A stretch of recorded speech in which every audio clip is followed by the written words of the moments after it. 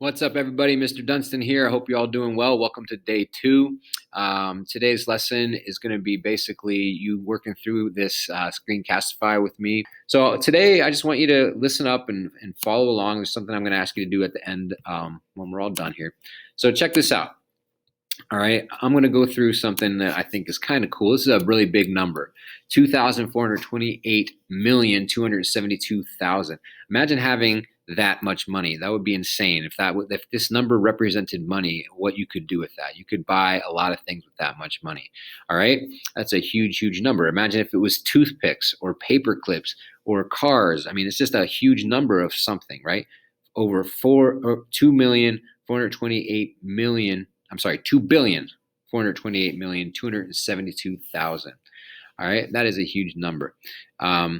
Next, this is another big number, right? Now, not quite as big as this one, but it's still big. 40,471,200. Doesn't sound quite as impressive as this first one, but still a big number. If you made this much money in your life, you'd be well off and not have many worries. It's a lot. All right, look at the next number. 674,520. All right, nothing compared to these other two, right? But still a big number. If that was your salary for a year, you'd be dead set. You'd be making really buku bucks. This is like the money that like a CEO would make. Okay, it's a large amount. Look at this next number, 28,105. Now, I'm not telling you what these numbers represent just yet, but if this was money, this would not be enough for you to live on in a year. You could probably survive, but you'd be like never going out, never doing anything fun, barely getting by. But it's still a pretty large number if you look at it in terms of like things like pencils, for example. That still would be a pretty big number. So 28,105, right? Now, last but not least, we have the number 77. Okay, 77. Now, here's a little question for you. What do these numbers represent? All right, from the biggest one to the smallest one. Okay, because 77 is not that impressive, right? Well, let's take a look. This isn't actually money we're talking about. It's elements of time. Okay, so 2,428,272,000 seconds. That's a lot of time. Imagine if I gave you that much more time in your life. I added that to the amount of time that you had in your life. That would be insane, right? That's a big amount of time to have. But seconds turn into what? Minutes, right? 40 million minutes, 40,471,200 minutes. That's a lot of time. It doesn't look as much when you talk about it in terms of seconds, but it's still a lot. But then we go from minutes to what? Hours. 674,520 hours. Still a lot of time, but doesn't look as impressive as that, but it's still a big amount of time. That's a lot. You can do that, right? Hours go to days, 28,105 days. 28,105 days is a lot of days. All right, we know days turn into months and then months into 77 years. And what do these time elements represent? They're all the same thing. 77 years. The average lifespan of a person living in the United States is about 77 years old.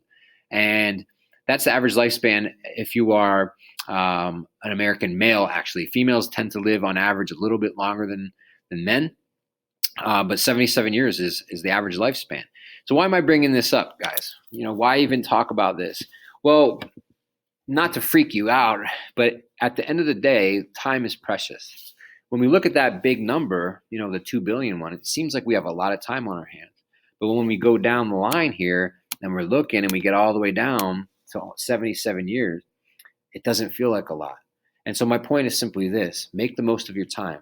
Every day counts, folks. Every hour counts. Every minute counts. All right? And you need to make the most of it. And I know it's kind of cliche to say that, but, before you know it, time passes by. It doesn't feel like that long ago when I was your age, sitting in high school, listening to some strange person tell me what I'm going to be learning about, wondering how I'm going to do for the course, having the same fears and the same worries as you all have. But you need to make the most of your time, because some of the most amazing things throughout the course of history have transpired in just a fraction of a second. And so every element of time counts. And there's some things in life that I can promise you and some things I can't. I can't promise you that you're going to be rich and famous. It'd be nice, right? But I can promise you that we all have one thing in common, that we all live and we all die. And that at the end of the day, we are all going to breathe that final breath. So what are we going to do with the time that we've been allotted? And so I just want to encourage you guys to make the most of your time. All right. Next thing I want to talk to you about is the importance of signing up for the Remind Text app. Now, some of you guys have done this already. If you have done this already, you can ignore this part, but don't check out yet because I have more to come. So following along with me, it doesn't matter what course you're in. The Remind instructions are always in the course information folder. So take a look here. If I go into my English class, for example, the course headquarters is where you're going to look for the Remind app. If you're in my freshman SEM course, my academic literacy course, doesn't matter. Log into your course, find the course headquarters, click on it. Then I want you to go down to the bottom here where it says sign up for Remind Texts here. Okay. You can also do it by finding it in the syllabus, the course syllabus, but you're going to click right there.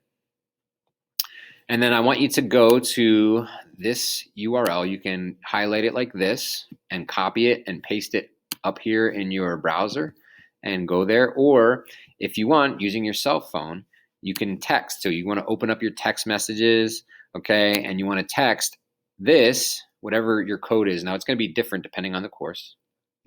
You're all going to be texting it to the same number, 81010. So like I said in my other screencast, this gives me the ability to message you, send you reminders about assignments. If there's something that I want you to know, I promise I won't send you any messages too late. And it gives you the advantage to be able to communicate with me by sending me messages. When you send it through the Remind app, it will send it to my cell phone, okay? And you're not texting my personal private number, okay?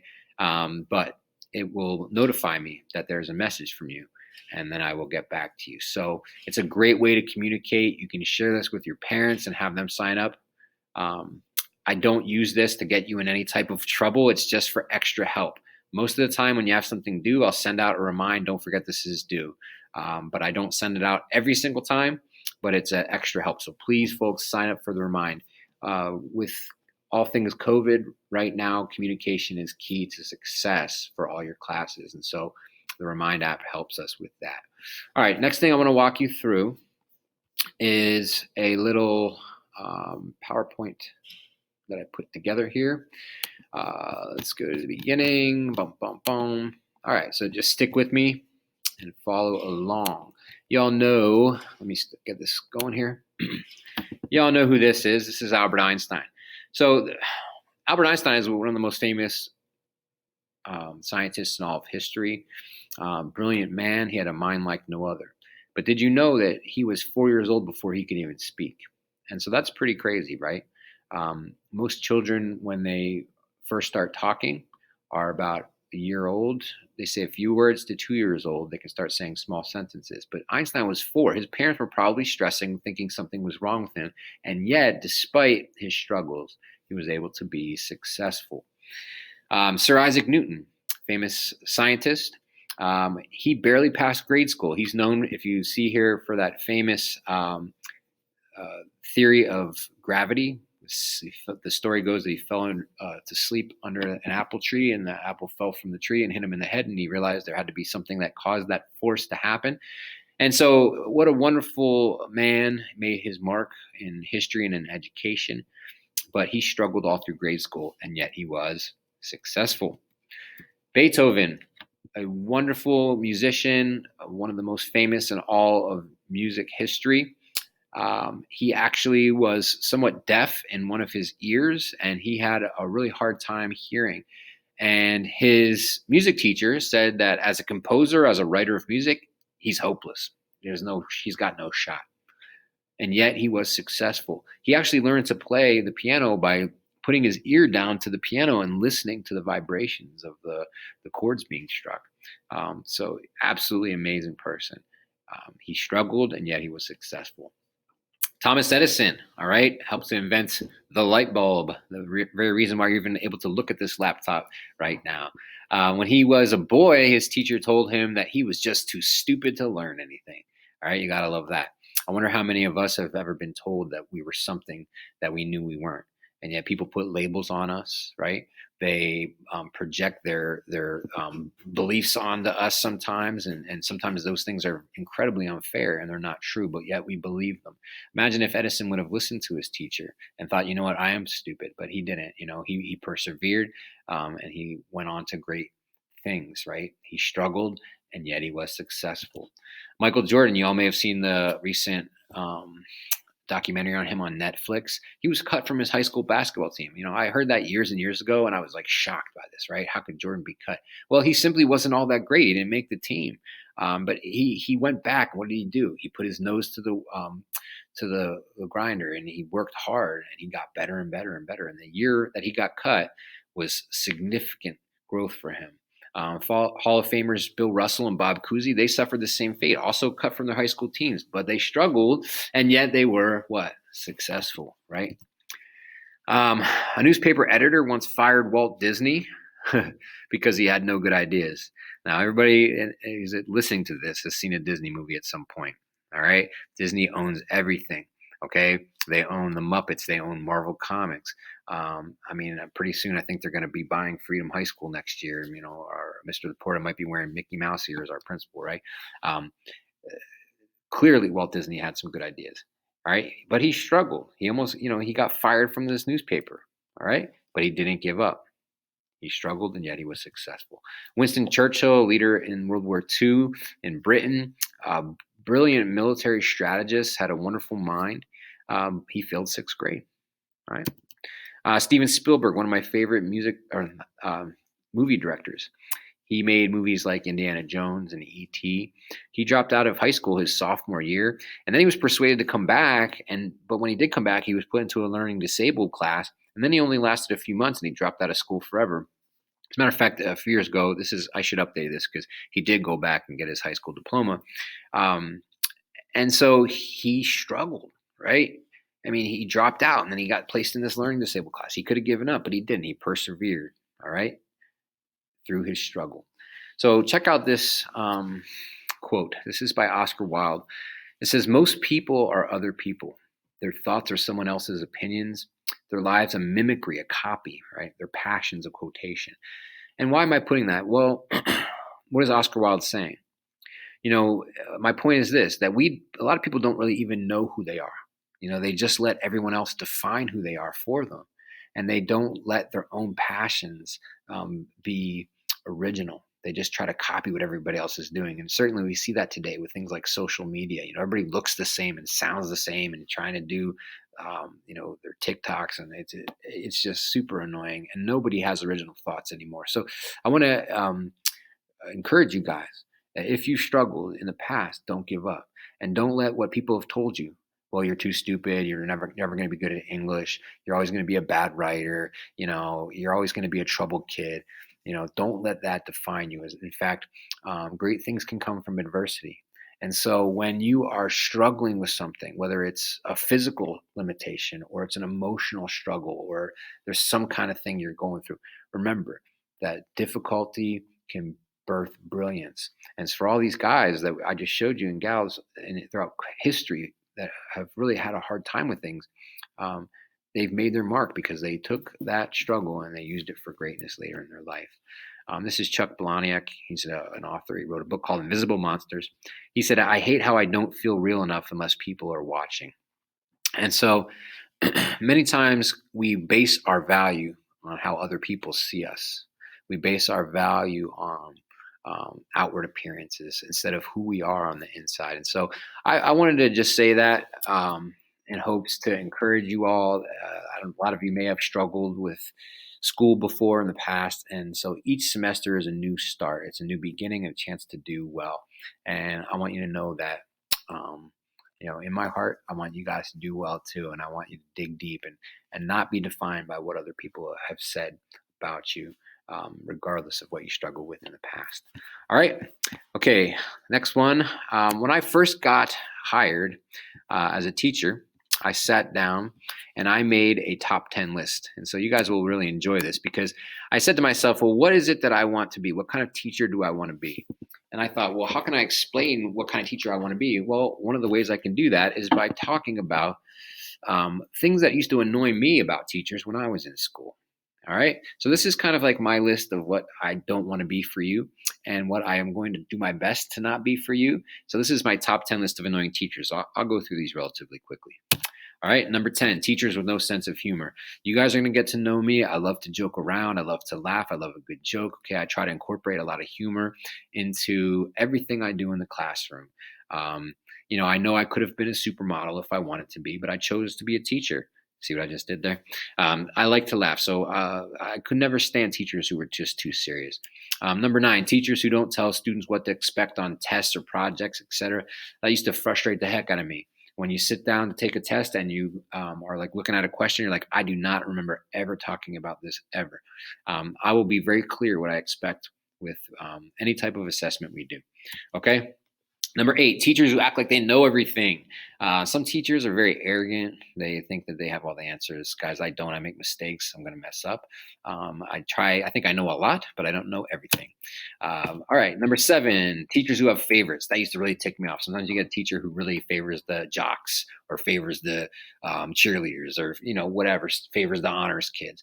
Look, I see everybody through the same lens, guys. I don't have favorites. I don't believe in that. Number 6, teachers who don't know the meaning of the word fair. Listen, I know life can be tough. I know that struggles can definitely happen. And sometimes stuff happens where you can't get something done or whatever. But listen, um, I will work with you. I'm a fair person, but you have to communicate with me and you have to let me know. All right. If you feel like there's something I'm asking you to do or something I'm saying to you that's not fair, I want you to tell me and talk to me about it. The last thing I ever want for you to do is to harbor any kind of like bad feelings about the class or about me as a teacher. I know I'm not here to be your friend. I'm here to teach you, but I do care about my students deeply. All right. Number 5, teachers who don't talk to students like they are real people. I love teaching. I got into this because I enjoy working with teenagers because teenagers are kind of malleable. You can mold them and you could bend them you can leave an impression on them. I didn't want to sit behind a desk all day long. I wanted to make an impression on people. So I promise, guys, when I interact with you, I'll treat you like real people, even if it's through a computer. Number 4, teachers who don't want to be here. I love my job. I definitely want to be here. I used to think like sometimes I would be like, why did this person ever become a teacher? Because they just seem like they hate their job and don't want to be here. So I do love my job, folks. Number 3, teachers who don't listen. All right. Sometimes I remember talking to teachers and it's like you're talking to a brick wall. Um, Sometimes, folks, I might appear like I'm not listening. It's because I'm distracted by what's going on in the classroom or somebody else is trying to get my attention. So if you really need my individual attention, reach out to me and let me know. If you ever want to talk, through a one-on-one Zoom to get extra help on something or to deal with a personal issue, I'll make myself available to you. Okay, I'm here to support you. Number 2, teachers who are pushovers. Um, as fun as it may be to have a teacher who's a pushover or have a sub that comes in like doesn't know what's going on, it used to frustrate me because even though I like to have fun in class and I slacked off like everybody else does from time to time, I still wanted to learn something. I mean, if I was going to be there for so many days a semester, I wanted my time to be valuable. There were teachers I had that, I remember one time a kid threw a water balloon across the class and hit the wall, and the teacher acted like she didn't even see it. One time, I'm not kidding, at Liberty when I was there, this is in the 90s, right? A student ordered a pizza in class, and they came and delivered walking in with the pizza. I couldn't believe it, and the teacher didn't do anything. So while I am a nice dude, I certainly am not a pushover. I do have my limitations. I have my rules and expectations, and that's important to me. So don't push me too far, folks.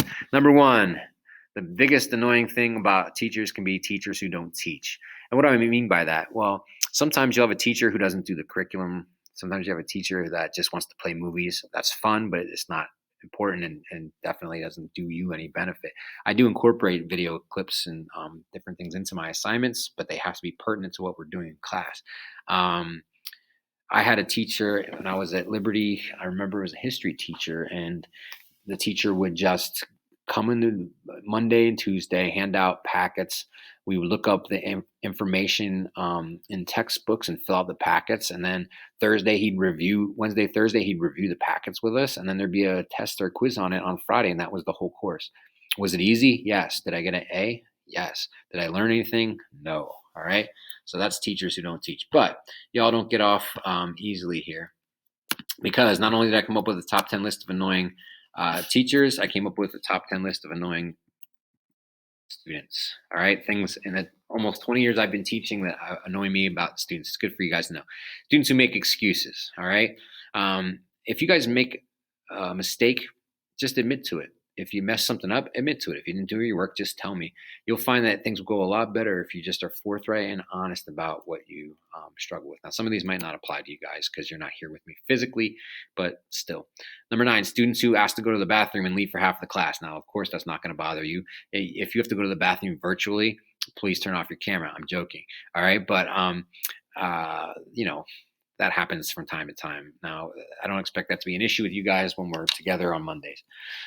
Students who lie. I said use the Jedi mind trick. I'm a big nerd, right? So Star Wars, the Jedi use the mind trick.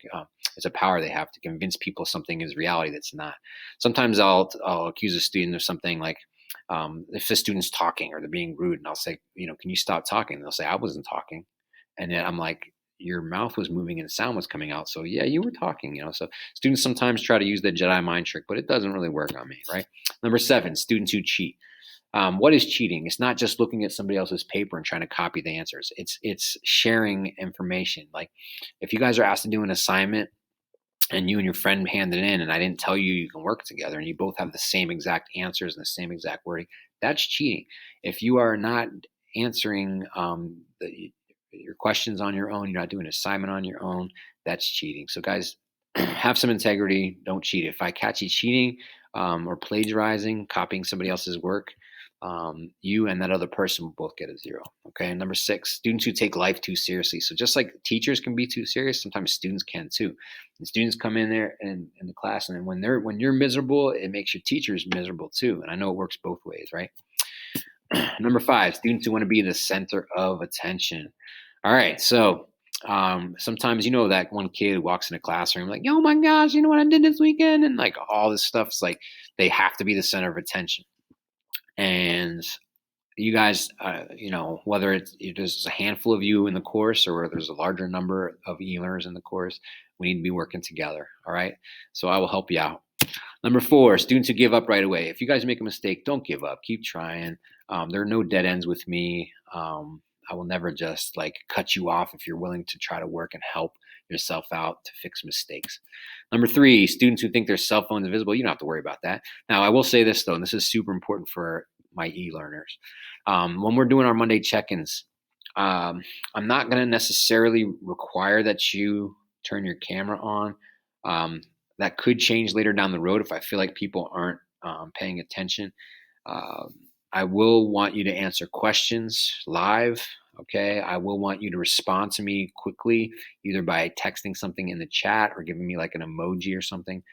If I sense that's not going on, then I'll make it that the camera is non-negotiable, and I will ask that you turn your camera on. The school hasn't said that we require that. That could change. I don't know. But right now we'll be cool as long as I feel like everybody's engaged and y'all are on top of your game. Okay. Number 2, students who disrespect one another. I know that's not going to happen virtually. I don't expect that to be a problem. And number 1 bad thing about annoying things about students is bad breath. I mean, guys, when I see you back live, even if it's next year, I mean, gum a mint, hook a brother up, please. All right. We don't need to smell your breath. Thank God that's one thing we don't have to worry about virtually. All right. So that's my top 10 list. All right, folks. So that's all I have for you today. Thanks for hanging with me. There's going to be some written work for you to do tomorrow. If you have any questions, guys, I'm here to help you out. Have a great day, and we'll talk to you soon.